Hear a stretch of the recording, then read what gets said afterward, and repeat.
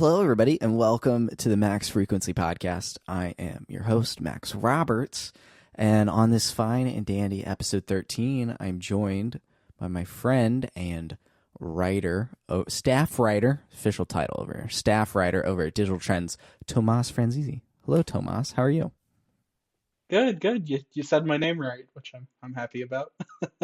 Thank you for having me. Oh, of course, Tomas. Of course. Yeah.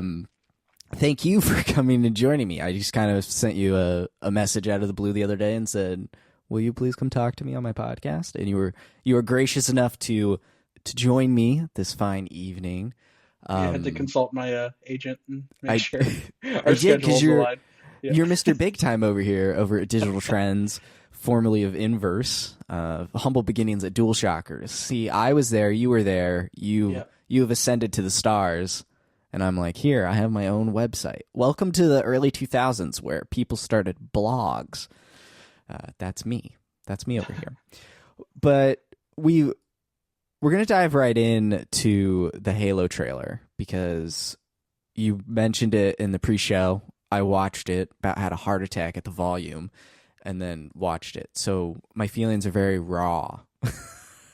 Yeah. These Halo shows coming to Paramount Plus in March at some point. Whatever. Video games are now turning into TV shows. There's The Last of Us. Uncharted has a movie out in a month. There's a Twisted Metal show in production. None of this is really new per se, but Halo, very big, coming in. They just put the full trailer out at the playoff game for the Super Bowl. Was it the Chiefs and the whatever? Yeah, I don't know. Chiefs and It's the football. Bengals. Bengals upset and beat them. So Very good. yeah. A very good upset. So Tomas, if we're never going to see Chief's face we're not going to see him talk. We're not going to see his mouth move. Why can't we just use the actor for Chief? So I have a feeling they're going to go the Mandalorian route with it. Like basically just copy Uh, it, where it's like it's part of his like code as a Spartan that we don't see his face, and they're gonna kind of play it like Darth Vader, where like you see him like scarred from the back a little bit, and then in like the climactic scene at the end, like one of his characters, maybe that like the girl who was talking to him in the trailer, like has to take his helmet off for some reason, and then it's like it's a huge end of season reveal or something. And that they've confirmed this is a separate timeline technically. So I guess there's that for the slight. what is that? What does that Well, even mean? Halo doesn't have like yeah, no, timelines. basically they're just saying it's not the same universe. So it's like this, like I think they are kind of retelling Halo 1, but like it's not a direct Okay. adaptation. It's like, oh, here's our take on Halo 1 and like a separate universe. Yeah. Okay. Here's all the characters and the property but we're just going to shake it up and tell it the way we want to for Yeah, TV purposes. pretty much. It's that because he just sounds. It's one of those things. It's just off enough, like Star-Lord in the Guardians of the Galaxy game. He's like just close enough to Chris Pratt, but also just off enough. And it's like I don't know about this. We should have just like gone harder in one direction, I think. Yeah, it's that's one of the hardest things about video games because voice acting is such a pivotal part of it. I Mm-hmm. mean, like if you were to adapt like Pokemon or something where there's no voice actor attached to it, it Yeah, isn't that as much of a like issue. But with things like I think you can even apply this to Tom Holland in the Uncharted movie, I like was just gonna bring it up. when you have such a firm like notion of like, oh, this is what this character looks like and sounds like, that when they kind of come in with something different, it's very off-putting. And even in the case of like Cortana, people don't like how she looks. That is the voice actress for Cortana, but we're just used to only hearing her voice with the in-game Mm-hmm. model. But now it's like we're seeing and hearing her, and so I think it's just kind of a shock to people because we spent so long with certain looks that you obviously can't always replicate in live action. And so I think that's one of the outside of any of the already tough stuff with like having to write and adapt it. It's like then when I think it's also something Last of Us is going to go into, because you go into these story games where part of the reasons Mm. those, like Master Chief's voice is iconic, Cortana's voice is iconic, and it's like, so there's certain, like there's a reason they didn't get rid of Cortana's voice, because they knew they could kind of get away with that. But Master Chief's voice actor is older, I believe, and not really like an action lead, so I understand why they recast him. But yeah, I think it's just kind of a tricky subject about like, oh, we need to kind of be faithful, but we can't unless we just want to recast everyone from the game and not have like Hollywood names that will sell this to execs. Like, it just creates this dissonance. Yeah, it's they, but they also could have just animated Yeah, Cortana. they could have. I mean, I think she looks like as a person, she looks fine, but she just doesn't look like the Cortana that we've seen for 20 years, and that's just off-putting. I Not that, I even think people would have been okay with it if they like just kind of upped the. I mean, I know visual effects are more complicated, but like up the blue shading on her, because like they're already doing like some CG stuff with her because she did kind of have a different hue.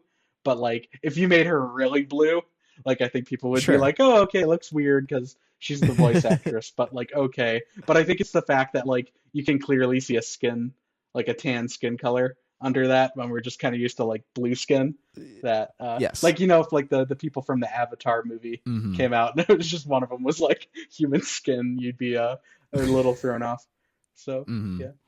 It's, I don't have Paramount Plus. I try to keep the streaming services pretty, you know, trim the fat off, as it were, for the monthly bills. But if it gets good enough buzz, I'll check it out for sure. Just as a curiosity thing. You brought up Uncharted, and that's out in a month. I just bought my tickets for it the other day, and Tom Holland is not Nathan Drake, but he's a closer sell to me because we have an idea of like a young teenage-ish Drake from Uncharted 3. I think the more off-putting casting is Wahlberg as Sully. Like, he's just not Sully. He's not an old man. Yeah, no, I get that. Even Tom Holland, I think the issue is that for me at least, he's doing the Spider-Man voice. Like I get as a British actor, you have like your American accent, but I think Mm. just like Tom Holland's American accent is Spider-Man. Spider-Man? So now he's doing it as Nathan Drake. Then I'm just kind of like I'm like, oh, it's like a the Spider-Man No Way Home sequel where Spider-Man's Nathan Drake. It's Uh, just the yeah, alternate. It's just one of the multiverse universes. yes. I Yeah. mean, Sony does make the Spider-Man game, so they could connect them if they really wanted to. I actually wouldn't be surprised if we see um, Spider-Man in the MCU, like from the video game eventually. Like I know there was an Easter egg in Far From Home of his costume, but like if you just have him show up in the suit and then have Yuri Lowenthal do the voice, and then have like Ben Mm. Jordan or whoever his like character model be under the suit, like I actually think they could do it and just never unmask him, or just like or Yeah, unmask him and ADR it. Like I do think it's actually possible that they could do that. they absolutely could do that. And they did it in Spider-Verse. They had the suit there in the background. So, That it's would all. probably be the. Oh, imagine if in Across the Spider-Verse he just ends up in the game and it looks like the game. Mhm. That'd be pretty cool. They could do a lot. They have a lot of potential Hmm. there. Yeah. It's interesting to see these game companies kind of flex their entertainment branches or connections. So like Sony has, they make movies and TV shows, so that's part of Sony as a company. Microsoft does not, so that's why they work together with companies to produce and create this Halo show. And I feel like we're kind of getting this influx here of video game focused movies and TV shows specifically. I mean, you mentioned the Last of Us show that's coming out soon. I mentioned Twisted Metal.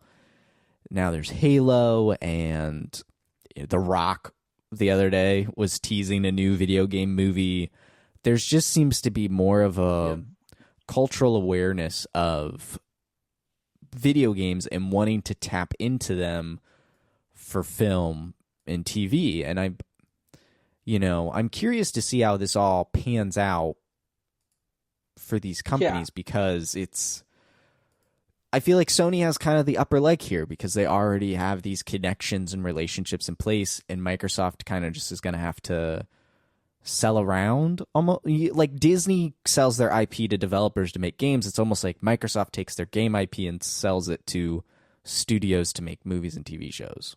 Sure, yeah. And but I mean, in that there's advantages and disadvantages to that. Like obviously the biggest problem with Sony is going to be quality. Like if the Uncharted movie isn't very good and like the Ghost of Tsushima movie and the Last of Us show aren't very good, like yeah, you're doing it in-house, but like but if quality's a problem, then like they're still not going to be successful. Whereas Microsoft could say like, well, they did say like, oh, Paramount, we're going to give you this IP. They could be like, oh, Disney, we're going to give you Fable or something. That just as a random example. And who knows? They could go and actually they can choose who they partner with and make something better. Whereas that almost might cripple Sony, where they kind of have to go to the Sony Mm, execs and be like, please make it under your constraints instead of looking for the best partner. that's an interesting. I for in all honesty, I don't expect the Uncharted movie to be very good. Yeah, Just no. because it's been stuck, it's been stuck in development for so long. Directors have changed at least twice. I've only seen one trailer. It just looks like this strange amalgamation of the games. My curiosity just, I have to like satisfy that angle. Um, it's funny, when I told Abby before, but she forgot. And then she's like, there's an Uncharted movie coming out. She's like, why didn't you tell me about this? I'm like, well, I did. Second of all, like, her goal was like, why are you not more excited about this? I'm like, because I'm really worried about it. Yeah, that's, I mean, the companies look and they see like, oh, Uncharted's like a however million or billion-dollar franchise. Like, we just like copy paste in the movie and we'll make that same money. But I think also, I mean, like all entertainment fan bases, gaming fan bases are very, rabid. And whereas like Mhm. I personally think the Halo trailer looks mostly good. I know it's like people have their issues with it, but then like you have the one Cortana thing and the entire Halo fan base is going to attach onto that and like hate it, and then they might choose to hate the show in turn because of that one thing. So you attract that when you kind of go into these new audiences of gamers, quote unquote. Sure. But is that just the vocal minority then, do you think? Because I'm Yeah, curious it to is. see It what is. Uncharted sale, is received in theaters and stuff. My parents talked about wanting to go see it. My parents know I play the Uncharted games, but they've never sat down and played it. They really don't know anything beyond it's a Yeah, video I game mean that my son plays. that's definitely a thing. I know. I mean, even just different adaptations and stuff. And what was the last big animated to live action thing that came out last year? That was Anime to live action? or was it anime or was anime something? I forget what it was, but there was some like Animated. animated thing went to live action last year, and like oh Cowboy Bebop, is what I'm Oh, thinking of. yes. And yeah, I mean people didn't like Cowboy Bebop, and like my dad even I've tried showing him or I haven't tried showing him, but he's like seen the anime before and didn't really like it, but he loved the live action show. So I think it's just a thing where there are like non-gamers who like won't care about Uncharted story because like I'm not going to play a video game, but then they see the same thing in a movie form and they may actually enjoy it because they're like, oh, this is the way I can easily experience it. Whereas like if they don't Mhm. want to sit down and play a game, so that is the market you're going for. But it's also but you also want the gamer market because if your fans hate the movie, like it's probably not going to get the word of mouth to attract those new people. Because what you want to do is get like me to be like, oh, Dad, do you want to come see this with me? And then my dad ends up really liking it, and then like going out and buying the Uncharted remastered collection or something. Like that's the Mhm. the the high level goal here. That's the But goal. but it's Yeah. tricky when your fan base might end up hating the movie for various reasons. Yes. I think a real the real test is going to be, at least currently, is going to be the Last of Us TV show on HBO Yes. because it's got the I cachet. don't think that's gonna I don't think it's gonna I think that's gonna be disappointing. I love Pedro Pascal. I love who they got playing Ellie because Mhm. Hilda is a very good show. But I just yeah, that even Last of Us was like so specifically like what it was, and it doesn't even seem like they're adapting the whole game in the first season. And like I don't want to see the first like 4 hours of Uncharted adapt or of Last of Us adapted. I want to see like the whole game adapted into like one season. But then Mm, it's also like, why don't I just go play in the game for like the same amount of time if I want to see that. So it's a tricky situation.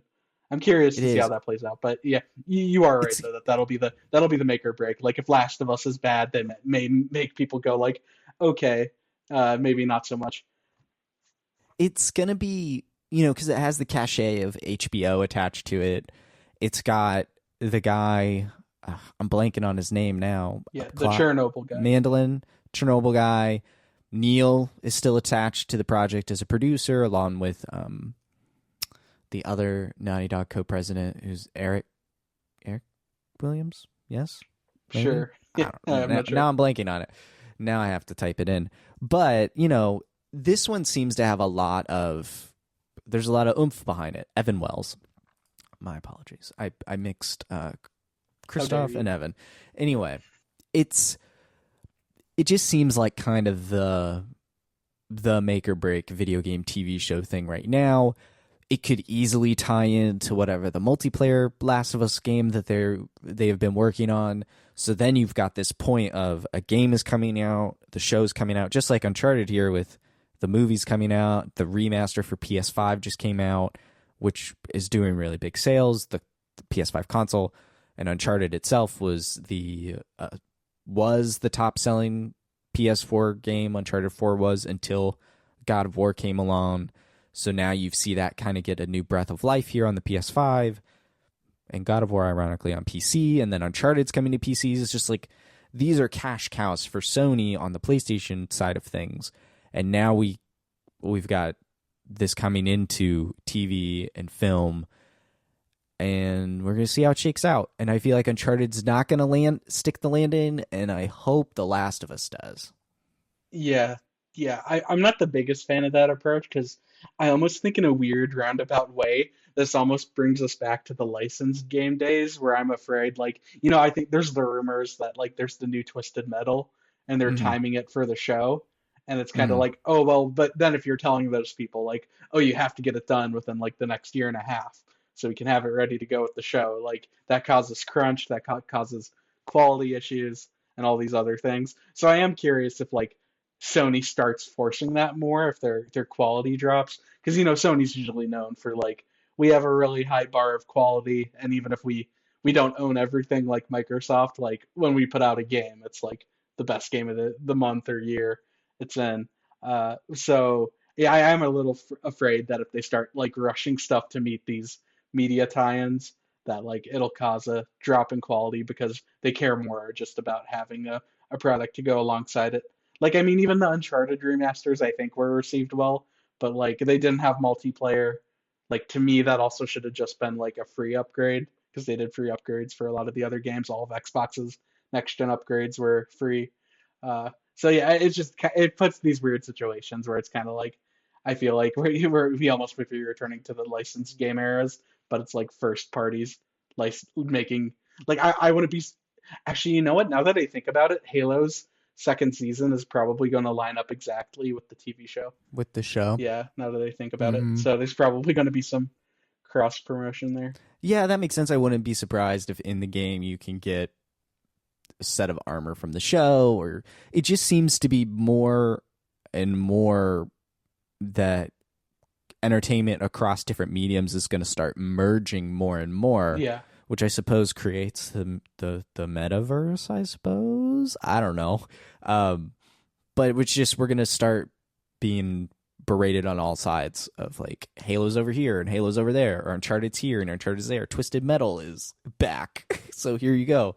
Have a show, have a movie, have a book, have a game, and it's like, well, let's all just take a breath here. Yeah. I mean, IP in the modern era is just so valuable, and Mm-hmm. games. I think that's the other reason I think you're seeing Hollywood studios turn to it is that they're looking for known franchises that are safe bets, and then you They've turn to tapped video out the games. comic book vault, and so Yeah. now they're coming to the video Yeah. game. Yeah, so now you get all these IPs with built-in fan bases, potential for new fan bases, and are kind of just like, oh, let's throw that on the screen.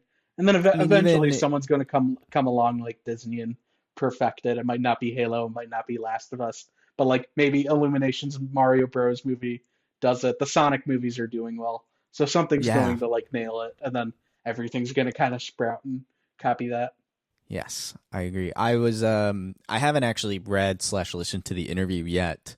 Been meaning to, but I did start reading it the other morning. It's this NPR interview about Uncharted and like how they reverse engineered movies to make the games, and now the games are being reverse engineered to make a movie. And it's got it's an interview with Neil Druckmann and Assad. I'm gonna botch this.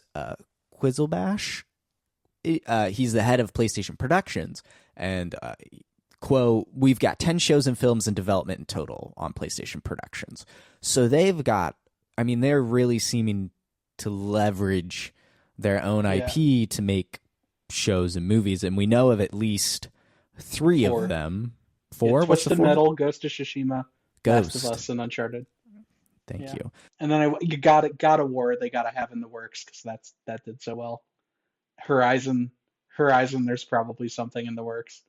Yeah, Horizon's got to have its own show. Yeah, anything that was a hit in the PS4 era, I think is getting its Gran own show. Turismo, the show. Yeah, let's get the Grand Tour guys, the Gran Turismo tour. Bring back the testers. There we go. That's what I'm saying. Bring back the testers. So, it's an interesting time, and it is.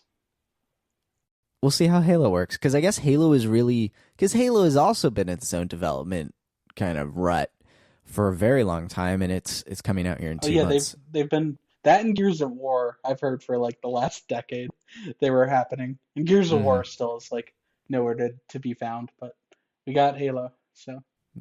Well, yeah, we'll see how that all shakes out. And about 25 minutes in the show, if I can count time. Hi, Tomas. You have a new job. Oh yeah, that thing. Yep. Yeah, that job that keeps you, food on the table. Mm-hmm. I guess I'll introduce it. Previously, from 2016 to early 2020, I worked at DualShockers. That's where I met Max. I was a staff writer and then a news editor there, kind of more on a volunteer basis. And then I was a part-time video game news writer at Inverse from early 2020 to late 2021, basically last December. And then I got a full-time job offer at DigitalTrends to be their new gaming staff writer. And so I started in January, and I've gotten some articles done since then in my first week and a half there, and I'm liking it a lot so far. So yeah. Yeah, I was looking through all your stuff over there. I kept clicking the see more articles button and realized, oh wait, he just started this job. There aren't more articles. That button's janky too. Like it sometimes doesn't extend. On mobile it works best, I know, but yeah. Well, first I just want to say congratulations. This is awesome. DigitalTrends is big. Getting the full-time news writing job, I feel like is actually rare in this space these days now. Yeah, I remember seeing some, I forgot who it was, but it might have been on MinMax or something, but some podcasts I was listening to, they mentioned that there were less, more people are famous musicians than there are full-time gaming writers. So it's some ridiculous thing where there's probably only about 100 and something people that are paid a full-time wage to write about video games. So it's nice to finally break through. It's a grind. It's been 5 years, and I kind of got an early start, but I'm definitely happy to be kind of full-time and finally I was okay before, but just kind of to be able to see a future as a full-time having a full-time job in the industry is a really nice feeling. Yeah, I can only imagine. I remember getting the freelance opportunities at IGN to do some wiki guide stuff, and was I can see it, and I did not go there, but that was a choice of mine. And so, but I see people like you or Logan Moore who have grinded and put in the work and the time, and now both of you, for the example's sake, have full-time jobs writing at major publications, actually doing the writing part of it. I feel like the video game coverage industry now is mostly podcasts and videos and streaming, which is its own form of entertainment and providing information. But like when I went to college, I wanted to do the writing side of things. And then while I was in college, it just all seemed to pivot toward video and podcast and, events and streaming and things. And it's nice when I see people come up and actually do the writing side of it, because I feel like it's going away. Yeah. Oh, yeah. No, I mean, I totally get your point. And yeah, that's honestly the thing too, is like, I, I mean, I love video games, obviously, but like, I also do this because I love writing. You know what I mean? Hmm. That's one thing where it's like, yeah, obviously there's the notion of like, oh, you sit down and play video games all day. And it's like, no, I do this because like I get to interview people. I get to play good games and then critique them. I get to write news, which I like enjoy doing, and I really enjoy my job. But yeah, it's kind of pivoted recently. It's also a huge like if you're going just off the quality of your work, it takes a really long time to get noticed. A huge part of it, I mean, if anyone who's like new to writing is listening, like it is who you know.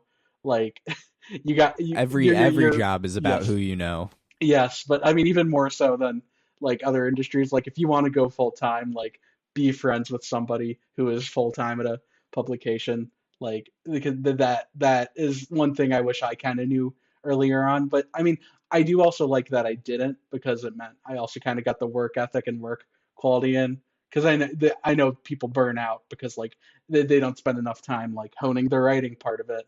Like you look at like Philip Mewson or whatever at IGN, where it was kind of like he kind of got picked and put on IGN with like not a lot of experience, and then like it ended up backfiring really badly.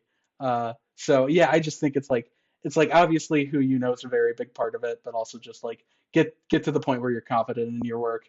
And yeah, so yeah, things just happen to line up where like my current editor Giovanni, I happened to work at Inverse with him briefly for about 6 months, and then this opportunity opened. Hmm.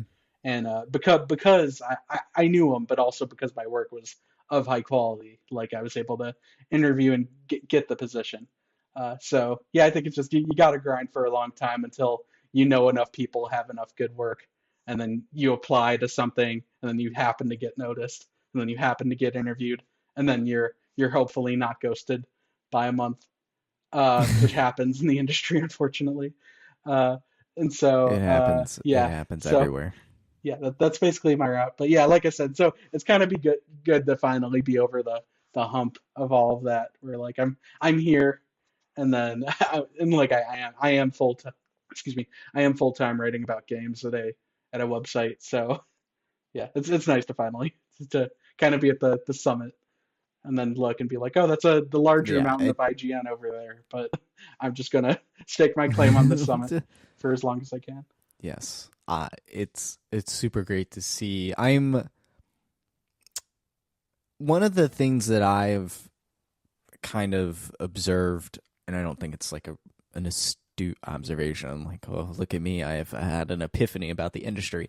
But in my time from the moment I realized that people could get paid to write about video games to at the end of college, when I was trying to get into this field in a full-time capacity, I realized that the bulk of at least the major outlets I believe or have seen were based out west in California. They're, San Yes. Francisco, LA, those types of spaces.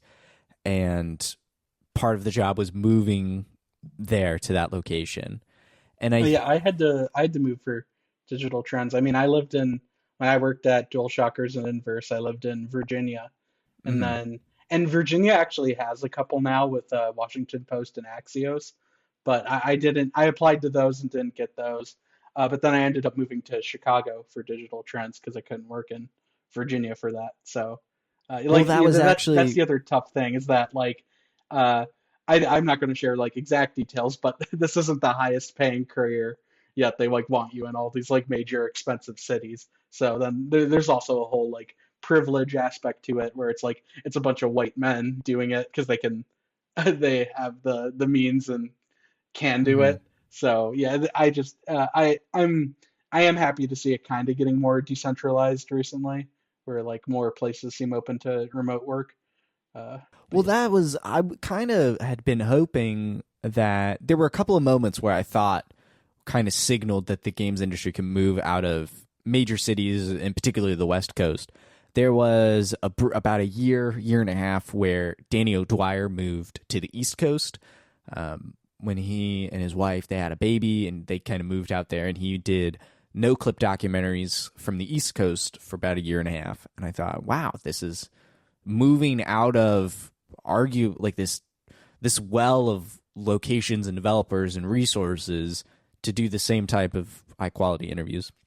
He's since moved back to California, out west, which is totally fine. I just thought that was an interesting kind of blip. And I know that Colin Moriarty is out there in Virginia, so that's Last Stand Media. They do, obviously, all their work kind of remotely and on the East Coast. But mostly I kind of was hoping that the last 2 years of COVID and working from home for most people, working remotely, would light up the, hey, you can write about this stuff from anywhere, which was going to lead me to ask if you were moving to Chicago because you wanted to or because you had to, and it sounds like you had to.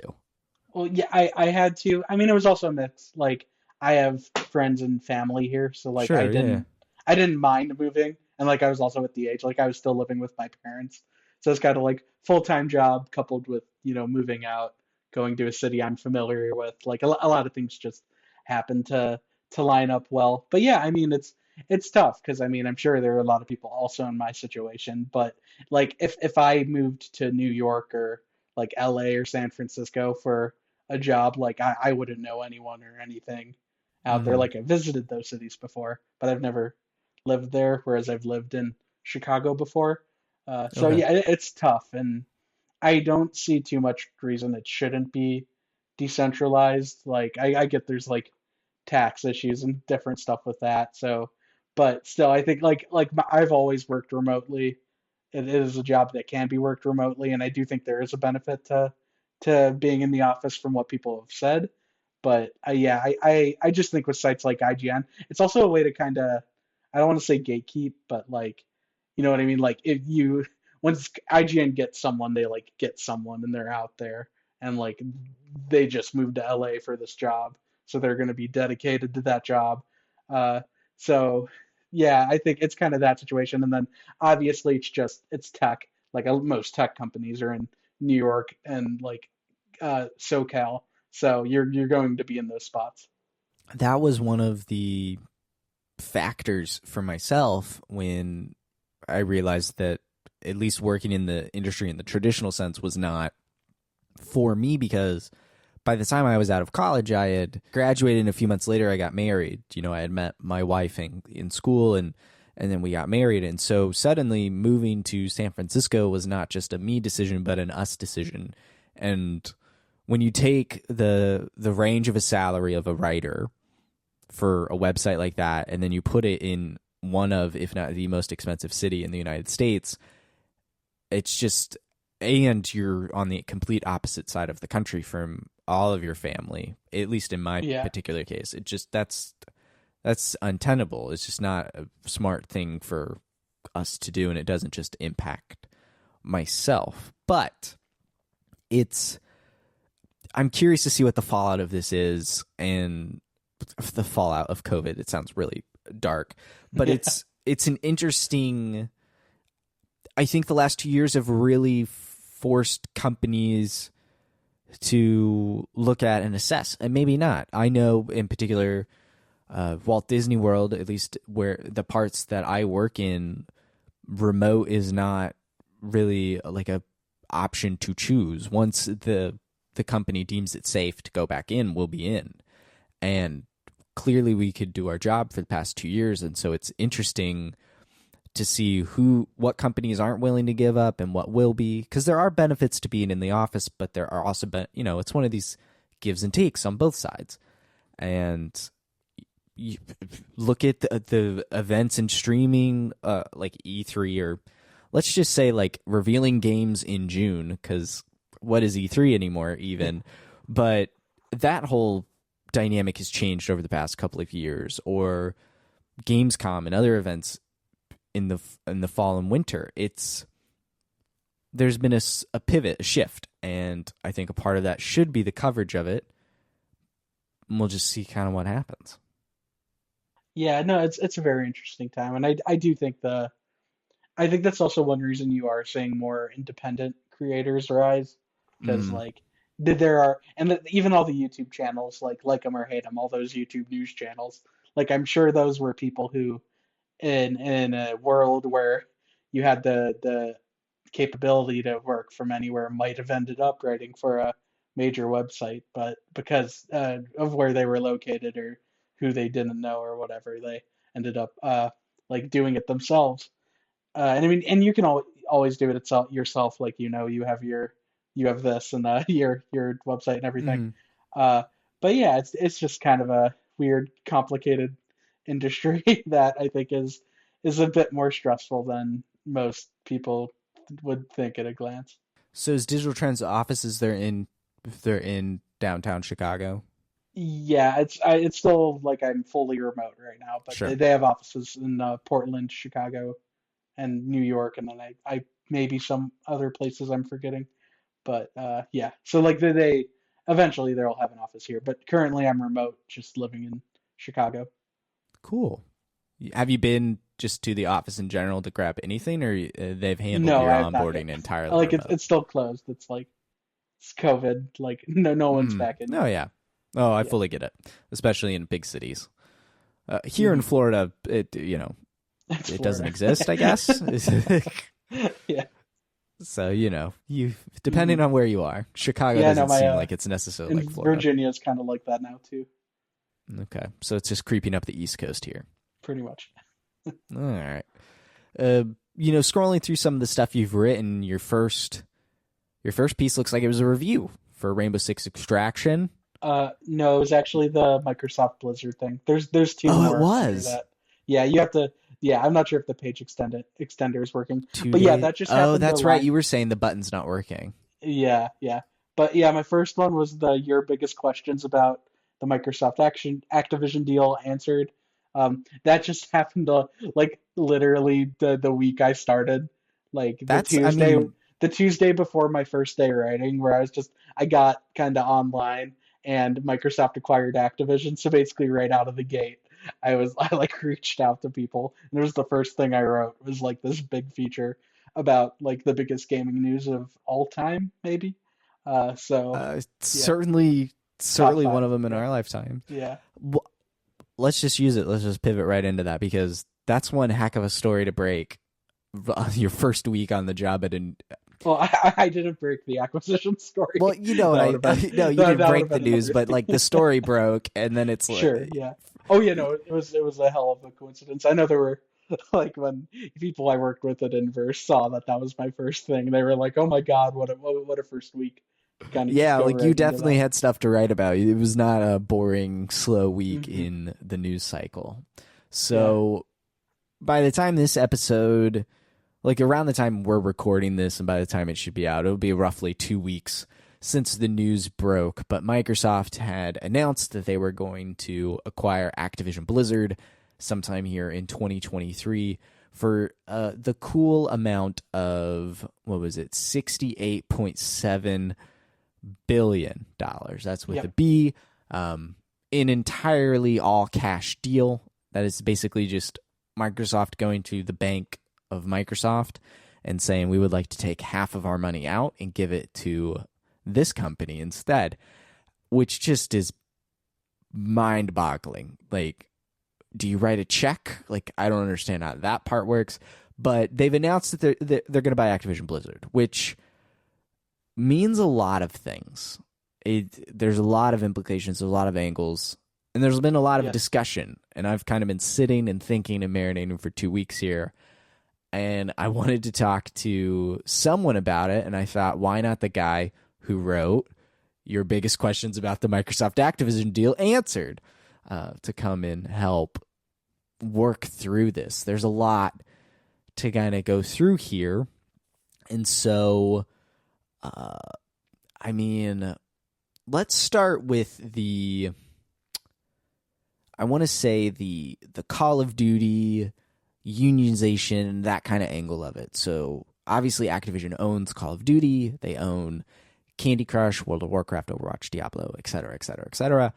All of that will be owned by Microsoft, thus increasing their giant pool of now first-party IP. If you can't make them, just buy them. And Microsoft is definitely flexing that muscle. But the big, Yep. one of the big clouds looming around it is multi-platform type decisions, specifically Call of Duty, because that's kind of the most famous out of the bunch for multi-platform reasons, maybe followed by Overwatch. And then not just a couple of days after the announcement, it was Raven's QA team, correct? Yeah, so okay. Yeah, kind of backpedaling a bit. Like Help me. since this article, it's also come out that Call of Duty is exclusive through the end of next year. Or not exclusive, is on Sony through the end of next year. Because there were like deals beforehand. So like yeah, this year's Call of Duty, next year's Call of Duty, and like a Warzone 2, Bloomberg called it, is next year. And then yeah, there Sure. was the Raven. I That situation's so tricky because like there was the yeah, Raven was on a strike, and then they unionized, then they dissolved their strike in good faith, and then the next day Activision told them all that they were like getting rid of the QA department and putting everyone in individual departments. So like the design QA will be with the design team, that kind of stuff. Kind of, and it was like very clearly union busting. And so now I think Well, they have to petition like the whole studio, which in a right to work state like Wisconsin that's more conservative may be difficult, which sucks because I mean it's just the gaming industry should unionize with the conditions, like especially at Activision Blizzard, what's come out about them. Like it's the union, like there's a reason I put the unionization stuff first in the article because I do think the mhm. human element is really important to consider. Activision Blizzard, like several or not even several, like lots of employees were mistreated and they haven't done a great job at responding. They've been union busting, uh, and like they are still fighting it. But yeah, it's a tricky situation because yeah, like I spoke to Jessica Gonzalez, and I mean, everybody in there is still like everyone who wanted to unionize is still going to fight for it. But I do think that even if Bobby Kotick won't admit it in interviews and stuff, like that, what happened last July was definitely the thing that made Activision like unredeemable to the point where they had to sell to somebody, and Microsoft was just kind of willing to absorb the blow because they're a big tech company. So correct me if I'm wrong, and I definitely could be wrong. You're definitely closer to this and just in the news in the industry than I am. But my understanding about the QA being split up and put into different departments was actually that was in discussions according to emails prior to all of this, and that even some QA people I saw on Twitter were saying that they do prefer like the actual QA part of the Yes. job being embedded in those So teams. that's the thing. It is good, but and yeah, it was a whole thing where like it all started because they laid off some people in like Okay. early December, when when they shouldn't have. Uh, and yeah, and I wouldn't be surprised if this is something they already kind of meant to do beforehand. And yeah, like I've seen the same tweets that kind of say like, oh, it's actually really good when you have QA. But I do think like Activision is purposefully going through with it because it also serves as a union busting technique. Like Okay. the fact that, and I think it's also the fact that they didn't properly communicate it to those employees. Where Sure. like, yeah, they kind of they waited until they were like, we're unionizing to go like, we're gonna make this tough for you. Whereas like Now we're going to they scatter could you have across the wind. yeah, like if they knew they were going to do this in November, they should have told them in November and then being like, "Oh, we're going to lay some of you off and the rest of you will be dispersed." And you don't like, but instead they just fired people, didn't tell them anything, let them go on strike, waited till they dissolved the strike, and then told them what the situation was. So that makes it like I'm sure in a court of law it'd be tough to get them committed for like union busting, but Like it's fairly blatant. Like that doing this means it's Hmm. harder for the union to happen. Okay. And then your article talks about this, where how does the purchase itself impact unionization attempts? Um, it sounds like it doesn't necessarily, like it doesn't change at least the unionizing angle of it. Like they're still going to try and push for unionization. Yeah, they're going to try. I think even if Raven isn't successful, I would not be surprised if Blizzard itself, I think, has the strongest momentum Hmm. to unionize, even if Raven isn't successful. But yeah, like I said though, but there's also the weird fact now that like it's that Blizzard is a subsidiary within a subsidiary within a section of Microsoft. So Sure. the union doesn't like, yeah. So like I said, that's one of the reasons they kind of sold, because now it's like yeah, they can unionize and I think it'll be great for the workers and everything. But now it's like one chunk of a mega conglomerate company Mm. instead of like half your company. So I think that's one of the reasons they sold. Yeah. I mean, Yeah, yeah. It's officially we delayed Diablo 4 and our investors didn't like that, so we sold. It's like if studios sold every time they delayed a game, like the industry would uh, look very different. it would look very, very different. Yeah. It's So let's talk about those IP. Diablo delayed. I think Overwatch 2 was recently delayed. I think even Phil Spencer said that he was in on a meeting or talked about with the Overwatch 2 team, if I'm not mistaken. Call of Duty, all hands on deck for Modern Warfare 2. There's Warzone 2 rumors floating around. Yeah. You want to hear my theories for what's going to happen to every IP? Lay it on me. Okay, so Call of Duty, this year it's on everything. Next year it's on everything. Warzone's on everything and remains on everything. Call of Duty then takes 2024 off and then comes back in 2025 as an Xbox exclusive. Overwatch 2 launches multi-platform because it benefits that as a multiplayer shooter. Uh, Diablo is Xbox exclusive because there's Xbox guys already working on that, and that seems further out than Overwatch, just Hmm. from like marketing. So yeah, that's my theory. And then everything else is just Microsoft. Like if they make a new Crash or Spyro or Transformers game or something, like that'll just be on Microsoft. Yeah. I think it's actually quite. Hmm.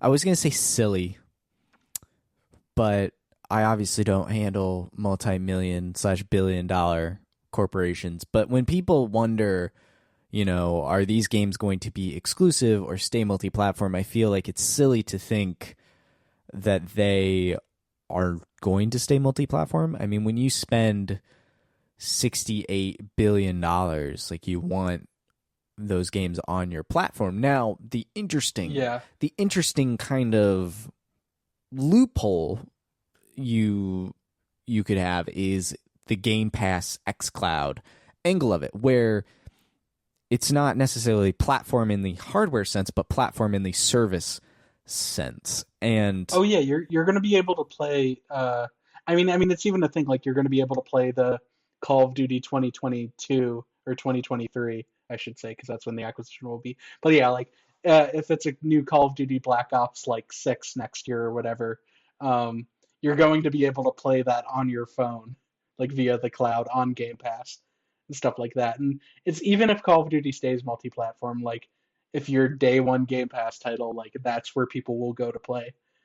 mm, Yeah. it's So yeah, they they've secured a catalog yeah. of first party games that can keep Game Pass relevant. Just imagine the trailer. You know what I mean? Just they did it for Yakuza when it happened, but like there's Hmm. going to be a. I'm sure like we'll get a trailer in like 2 years or whatever. That's just like every Call of Duty game is on Game Pass, and like literally, if you tell a casual gamer who only plays Call of Duty like, oh, you can buy PlayStation and then pay $60 every year, or you can get the subscription service and get every Call of Duty ever like on the service. Like you're going to go for the service that has every Call of Duty ever, also has Halo, also has all these other games day one for Microsoft, and then also Mm. sometimes has like cool indies like Nobody Saves the World, or third-party games like Outriders, and even Sony games like MLB The Show. So yeah, Yeah, Game Pass is it's definitely the people. I mean, I know you like talked about their financials where like this the hardware is doing well, but yeah, that 25 million on Game Pass I think is more important to them.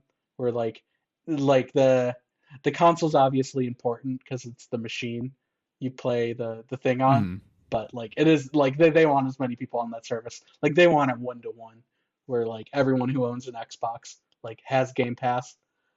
So yeah, like you said, it's kind of the thing where it's Microsoft's like I'm sure Microsoft will continue to make gaming hardware just because there's no reason not to do that. But like it is very much like if they were to put Game Pass on PlayStation 5, like Call of Duty would be on PlayStation 5 because Microsoft's still making money from Game Pass.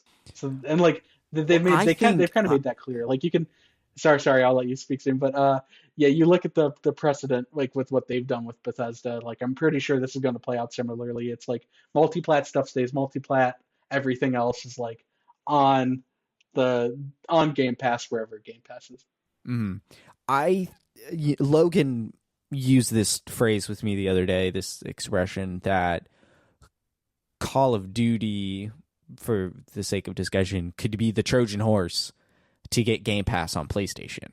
Yeah, Um, you know, forge some sort of deal with Nintendo or Sony or both to get the service on competing hardware, because at the end of the day, Microsoft's goal is just to get that services subscription revenue consistent. Using yeah, a calculator like a fancy person, a year of Game Pass Ultimate. So that is obviously the most ideal subscription tier for Microsoft to like have a customer choose, is $15, I think, a month, or $180 a year. And that's Game Pass on Xbox, that's the PC Game Pass, and that's the xCloud, the streaming part of it. And and yeah, that's 2 to 3 games a year, so yeah. which is what most people probably buy. So Yep, and it's $180, and so if you take that and you multiply that by 25 million, you get $4.5 billion. Obviously, that is the most ideal scenario as far as subscription and tiers and things like that. But out of this 25 million, how many people are still coasting off of the $1 conversion charge and just all this other stuff? There's so many factors, but Game Pass will make the 68 billion back in due time. Plus hardware sales, software sales outside of Game Pass through Game Pass. It eventually will make money, and with the more first party titles in the catalog, the less important, not that it isn't important, but the less important third party deals for day one titles becomes, because suddenly you just have the biggest IP coming in there all the time, or you make partnerships with other services like it's not EA, is it EA Play? What is the service for EA called? yes, yeah, EA plays EA Play and and then Ubisoft. and then you also get like Disney Plus and Funimation Sure, and Discord Nitro. Yeah, like you get other stuff like do you that's get the Discord interesting Nitro thing. through Game Pass? Or you get at least like a trial for Oh, like okay. three I was months about or to say, something. I've been living Yeah, without yeah, Nitro, apparently. yeah. So it's yeah, it's I mean like I don't know for sure, but I wouldn't be surprised if in March they're like, hey, you get Paramount Plus with it because of Halo. Um, Yeah, but yeah, so those are deals that just make sense. yeah, I mean so yeah, that's kind of it's a platform first and foremost. You get so much with it. Like it's Microsoft's strategy to be the media box in your house. Like It's it not can be. even, I don't even think it's the box anymore. I think, because Oh, it's essentially not. any It's box, the service. yeah, any Yeah. box is now the service. Even an Xbox One, an original Xbox One here, before too long, will get an update, and it can just be an xCloud streaming box. Suddenly, Yeah, what I really want them to do, and I need to ask someone at Microsoft somehow if this is possible, if they were to ever get xCloud working on an Xbox 360, where you could then play Series X games. I think that would be like mind blowing. I got I because so many mean, people probably have 360s laying around, and like I don't know if it has the internet capability to do that. Like I the because I'm not a bandwidth tech part guy. of it, Yeah, I don't know. But I mean, if you but think the about idea it, they could do that is they like could. what's And crazy. but there's phones everywhere. TVs, I think, are starting to get the app, if I remember correctly. The entire Xbox One generation will be able to do it, all the way from the weakest original Xbox One, which suddenly makes that console more powerful than it's ever been because it just didn't have the capability to run most of Xbox's first party games at like the highest, the native 1080p it could do. And so now suddenly that console's more viable. And if you can get it on a competing platform, say the Switch, suddenly you have a portable market. And who cares if they go out and buy the $300 Switch? You're still getting the $15 a month from them for the Game Pass angle of it. And if you could get it on PlayStation, which could eventually happen. I mean, Sony clearly doesn't mind getting Game Pass money. They put MLB The Show on it last year, and I wouldn't be surprised if they do it this year. Yeah, so Sony's tough. It's like you mentioned earlier, Call of Duty might be the game that does it. I do think Sony's stubborn enough where they're gonna Mm-hmm. not let Game Pass. I think because they're doing Spartacus or whatever. I I think wanted to talk about that. if that falls on its face, like then I could see them going like, okay, Game Pass. But I think this acquisition is basically like if it wasn't clear before, it's now very clear to Sony that like, oh, this is like Microsoft's going to snowball us in like several years. Because if you look at Microsoft's content plan, like for the past few years, it's all been like not a ton now, but like in the late 2020s, like I don't know when it's going to happen, but there's going to be a year over the next couple of years where like the floodgates of all these acquisitions open, and we're just going to get a ton of IP on Game Pass, and Mm-hmm. that's when we'll see it pay off. And I think that date keeps moving back because of COVID. Like it seemed like it was supposed to be timed with like the Xbox launch, but then that obviously didn't happen. Um, but yeah, so yeah, like I said, so the service is the end game, and so Sony's either like got to get their service rolling, or then make their platform like, oh, okay, we're a platform that also is snowballed by that service, but we also have dedicated fans that'll buy it for like God of War, which you can't play on Game Pass. Mm. I one of my I do these annual predictions every year, just kind of three predictions from the big three, what I think they'll do in the year. And part of it this year for 22 was about PlayStation's online subscription, kind of the next era of that. Because Game Pass is clearly such, if not a financial success, because at least, I would have argued up until this point, I don't think it is turning a profit per se, but they're They've said gaining. it's not burning money. Who knows if they're lying or not, but But Microsoft has claimed it's profitable. okay, and it's Or like not profitable, not burning money, I think was the term they used. so it's not generating a profit, but it's also not It's burning through all or their money. I think that how they're able to say that is that the money's separate. Like it's Game Pass isn't spending the money, it's Microsoft spending the money. So Game Okay, Pass is just a revenue stream for them. And then Microsoft is spending all these billions. But then they also like I mean, of course it's like it's not like one to one, but like, if Windows 11 has a good year money wise, like that money goes into the pot that game studios can take out for sure. Activision. So that's the benefit However, of being a megacorp. however they divide it up internally. It Mhm. all comes out of the same bank account, but it's all divided up. And so Sony's version of this, they have it segmented between PlayStation Plus, the online service gets you a few free games a month, and you can play your games online with friends and get exclusive discounts. That's the equivalent to Gold, Xbox Live Gold, which Microsoft still sells, but is included with Game Pass Ultimate, so that they still have their segmented plans as well.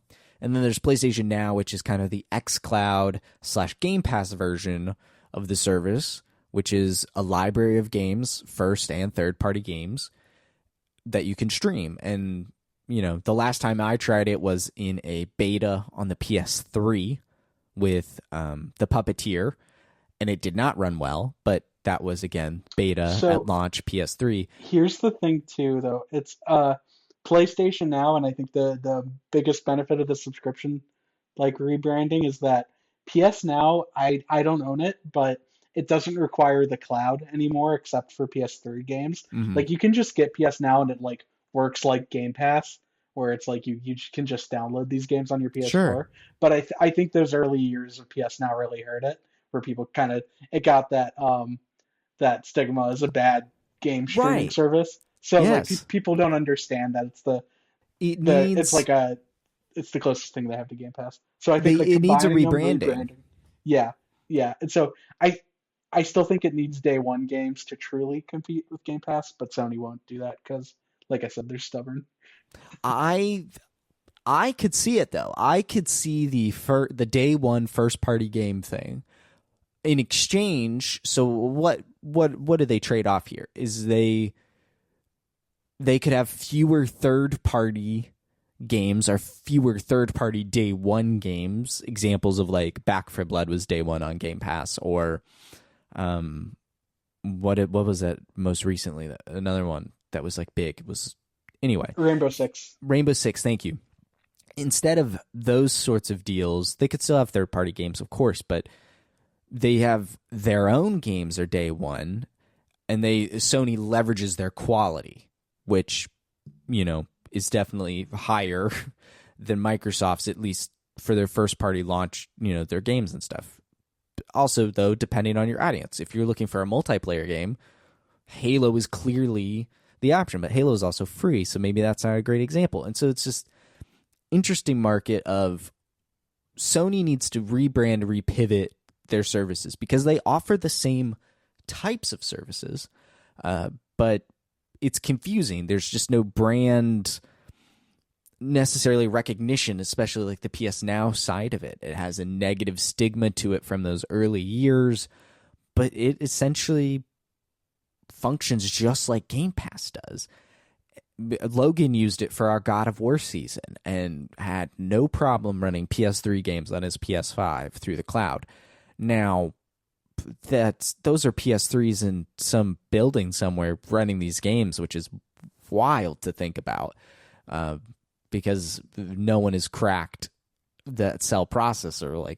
That haunts them to this day. The cell processor does, and that makes backward compatibility just so difficult for them. But I think that's the angle. That's the part of it.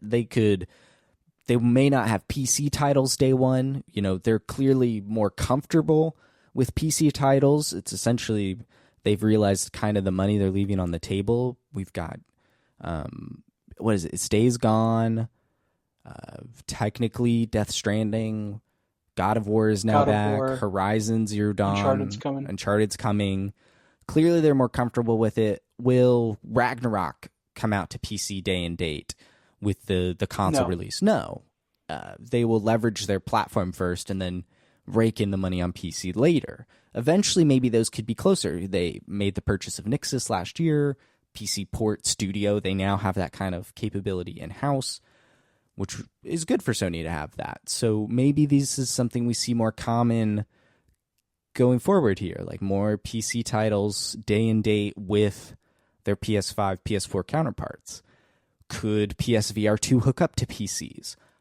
Technically possible, just based off the technology in the headset. Will Sony allow that to happen? I don't know.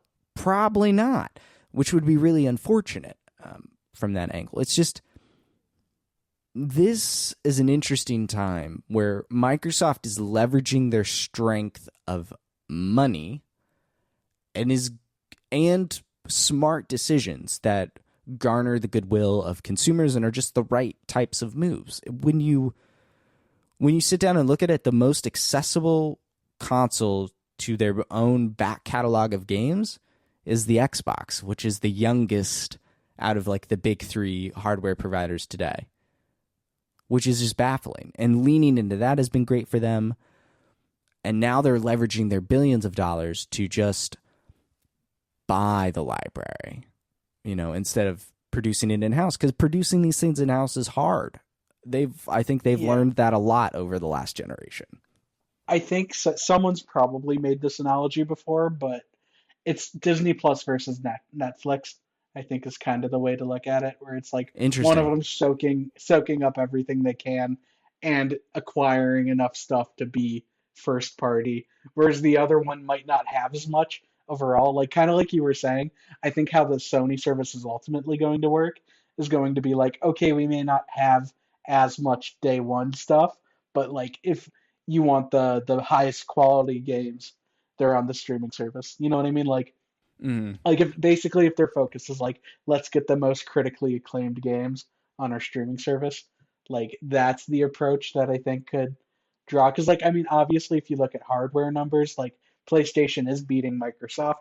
So if you can get those people to subscribe, like you could, like you won't immediately, but I think they could start going towards that 25 million Microsoft has. But then when you get to that point, the problem then is expansion. Whereas like Sony needs to, I think the end game with these streaming services is to get them on as many platforms as possible. So like, does Sony service give you the PC version of God of War, like Microsoft's does? But like, am I going to be paying like $60 a month to play God of War, but then I can't play it on PC? Like then that makes the service less valuable in the consumer's eyes. So I think those are the issues where Sony's kind of like uh stubborn nature to stick to like paid releases will hurt them with a subscription service. Like I do think they need to, if Sony were to go like our games are day one on this service, like I think that would make them a Game Pass competitor. But for now, it just kind of seems like a Disney Plus situation where it's like you get all the best stuff Mm. like 3 months later. Uh, yeah, Mm. whereas Netflix is like you get the new It's Netflix movie the day it comes out. and it's that Microsoft just has the capability to take Yeah. hits a Yes. bit. They last longer, and Yeah. so I do think, Gaming's the while I biggest agree part on of the Sony. stubbornness part of Sony, they also have to be to a certain extent, because Of course. they can't afford that many blows, so to speak. Like they can't just bleed as much money. Yeah, it's Xbox dropped so low with like the Xbox One that like they know what the low point is for that Mm. brand. So like as long as they don't drop back below that line, like and I think like I'm the acquisition like is kind of like worrying from a business and political standpoint, but from a content and service standpoint, like it's a great acquisition because it's just adding value to that service.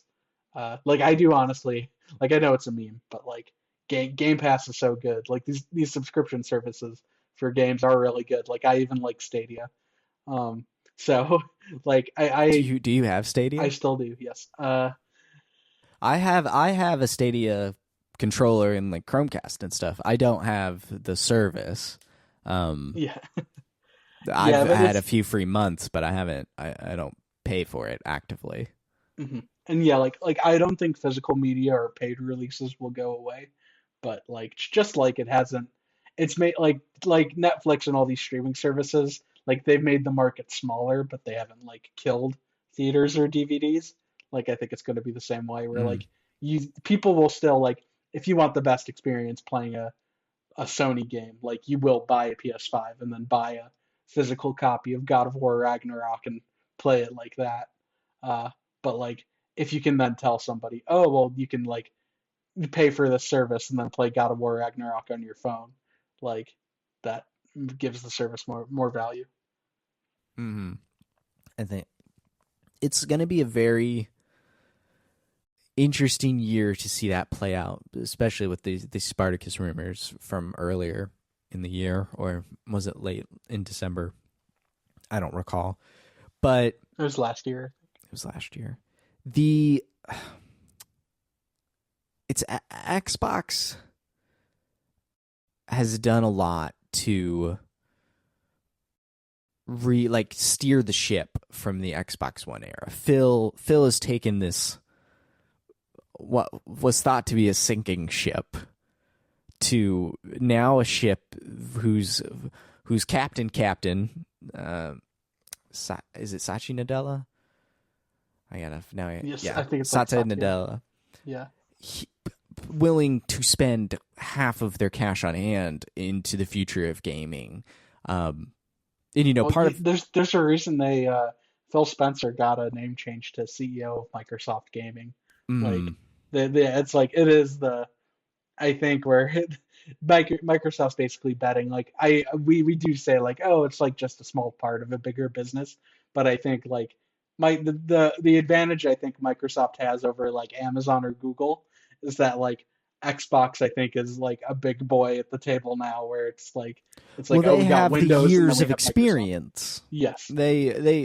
They have the cachet, and they know how to make games. I talk a lot about just how it's you can't say it anymore, and you weren't able to say it last year or even the year before, but like you used to be able to say like what exclusives does Xbox have? It's Halo, Gears, and Forza. Well, it's obviously many more now, and they've bought those, but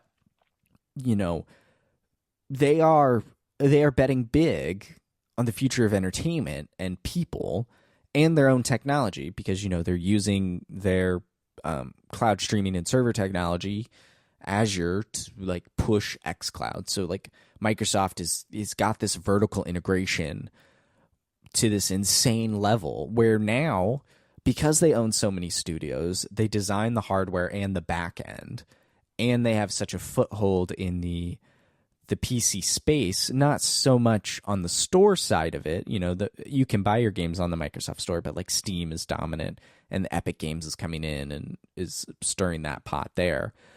But they have this vertical integration to impact so many IP and franchises.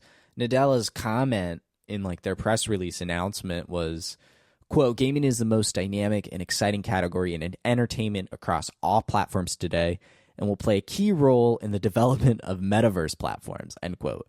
And so they clearly, this is a long play for them, investing in kind of this next wave of interacting online is their idea and hope. Yeah, I mean it's I'm of the belief that gaming was already doing the metaverse.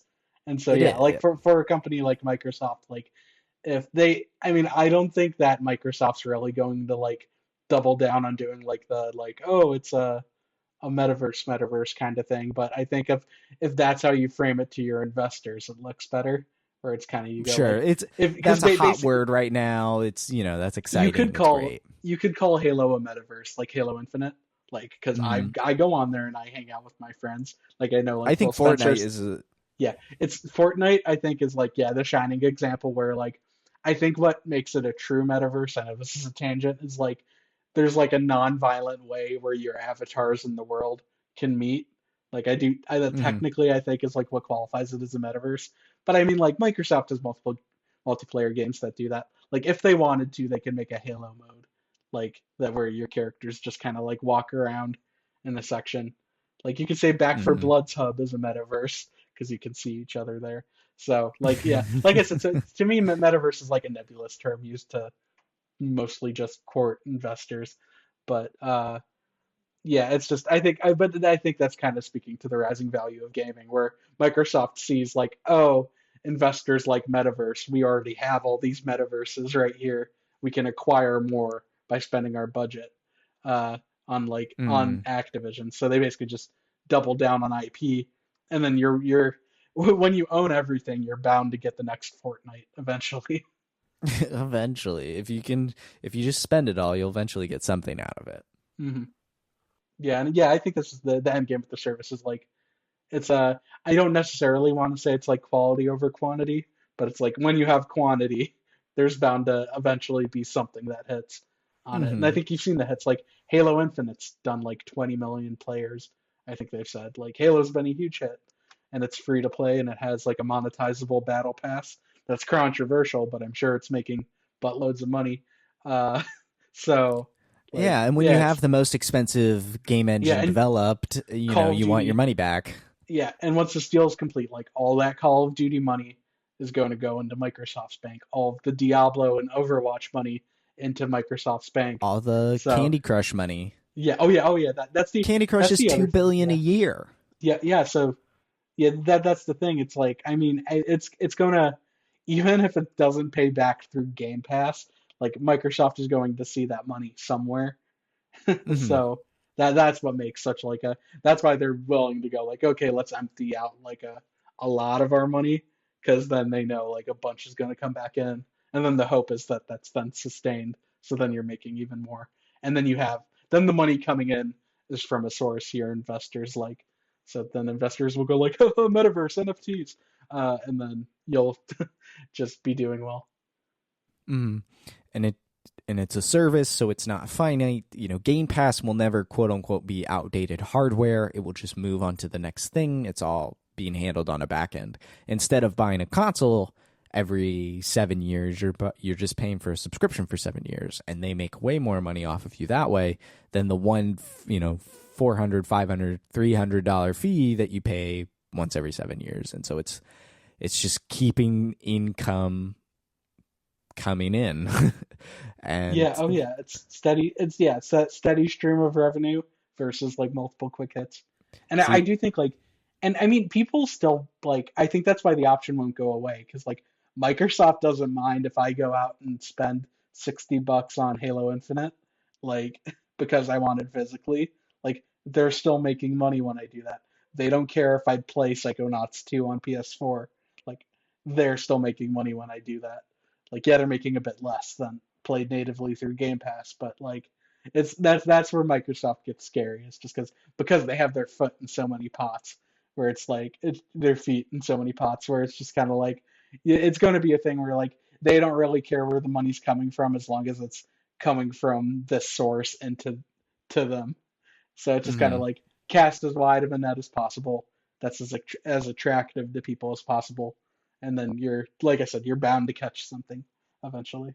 Yeah, and I'm sure they will catch something here within the next few years. They've definitely got a lineup on the horizon that is just, it's going to be, they will reach that goal of having, games, big titles out on Game Pass every month, every quarter, and so on. Like, it's just when you own this many studios and you're bringing in this many games and IP and all that stuff, it makes it more enticing. So it's interesting to see.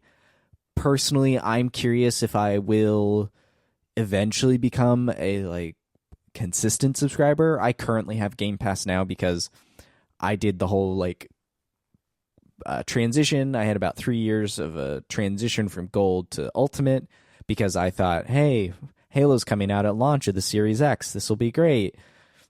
That didn't happen. And so my Game Pass, I think, is up in August.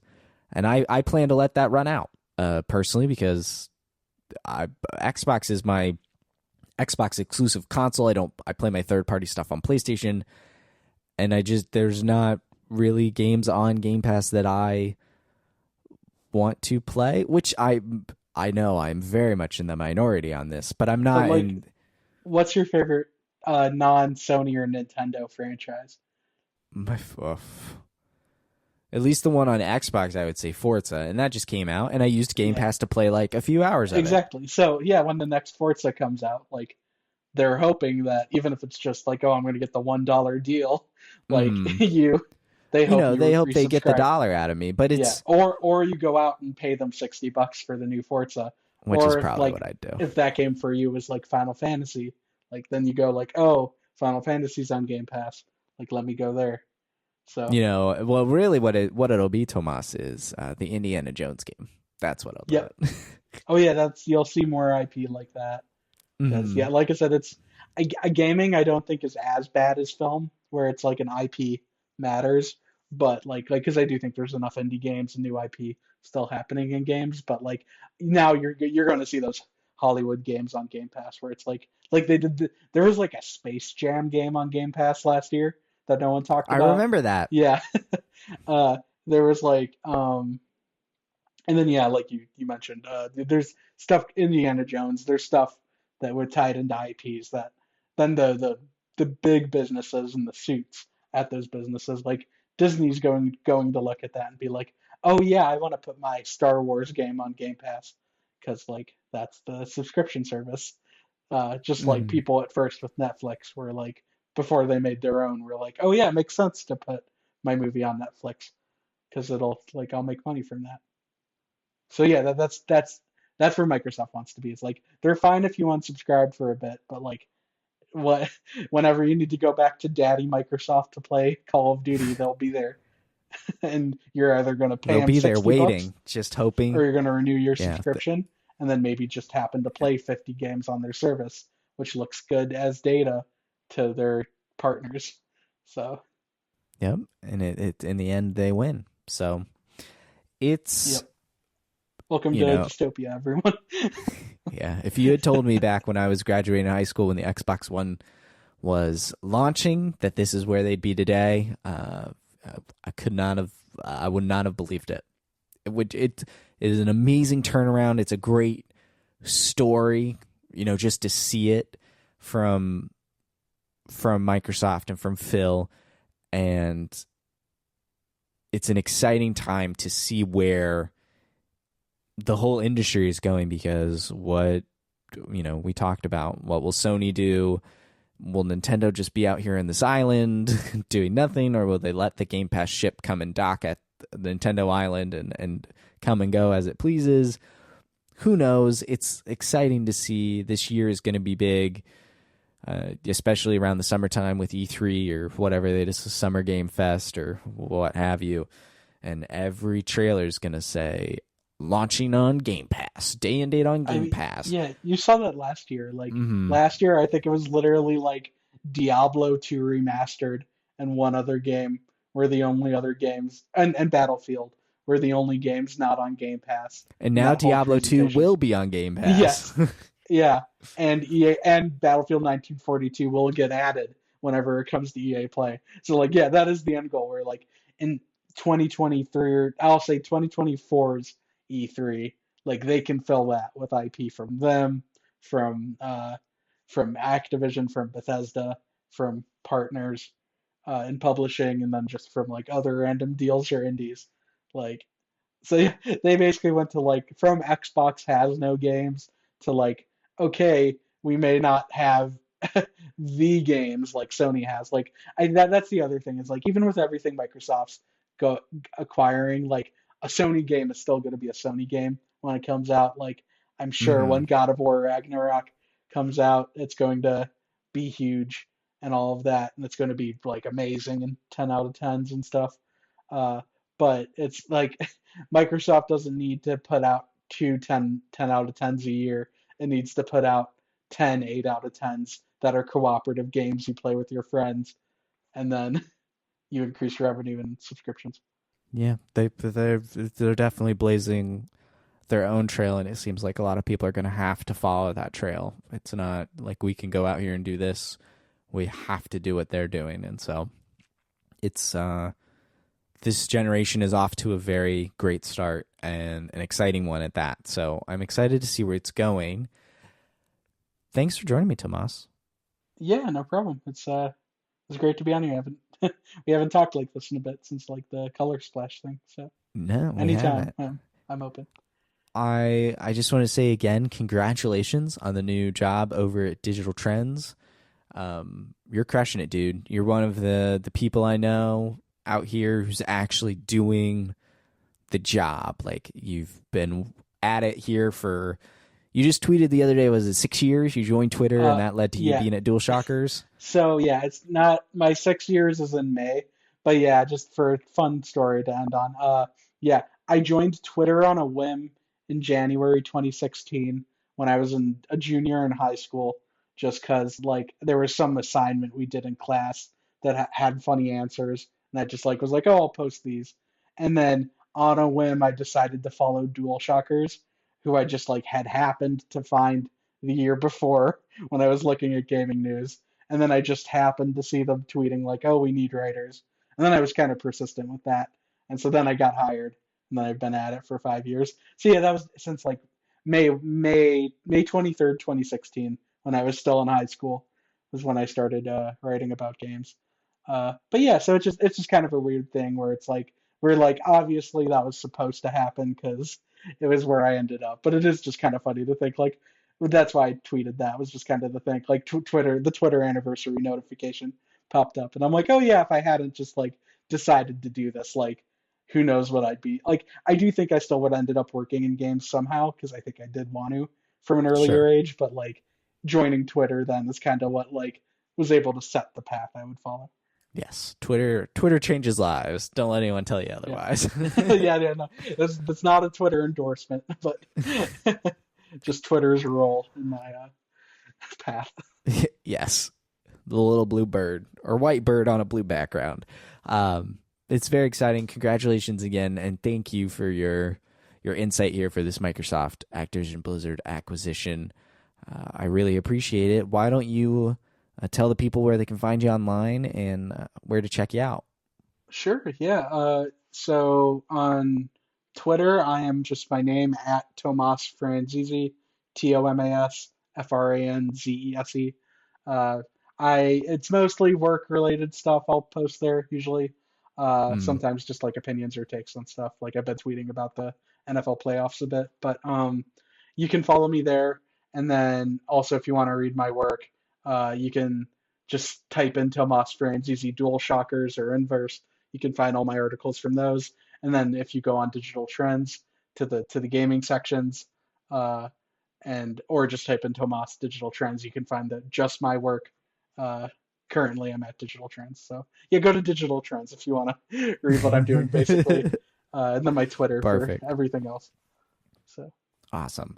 If you want to find links to anything that we talked about, you can just check them out in the show notes, including Tomas's article about answering all your questions about this big acquisition. So check out the show notes for that. If you'd like, you can follow me on Twitter at MaxRoberts143 and my writing over here at maxfrequency.net. If you want to hear more of Tomas, he actually joined us on Chapter Select, which is a seasonal podcast that I do with Logan Moore. We bounce back and forth between a series of games to explore their evolution, design, and legacy. Tomas joined us in the Season 1 All About Paper Mario for Paper Mario Color Splash. Tomas over here, he paid full $60 price on the Wii U eShop in the year 2021, which shows his level of commitment I love the Wii U. when he is called upon. It's a good game. I like the game. It's good. So you can go check out that episode if you want to hear more Tomas and myself and Logan talking together. But until next time, thank you all for listening. I hope you enjoy it and have a wonderful rest of your day. Bye. Well, should I watch it real quick? If you want. I'll watch it real quick. You can listen to my reaction in real time. It was one of those things like I was reading a book, and in between chapters, I like pulled up Twit. Oh my god. Duh, that scared me. Oh my gosh, it was so loud. Oh my gosh. I just had a heart attack.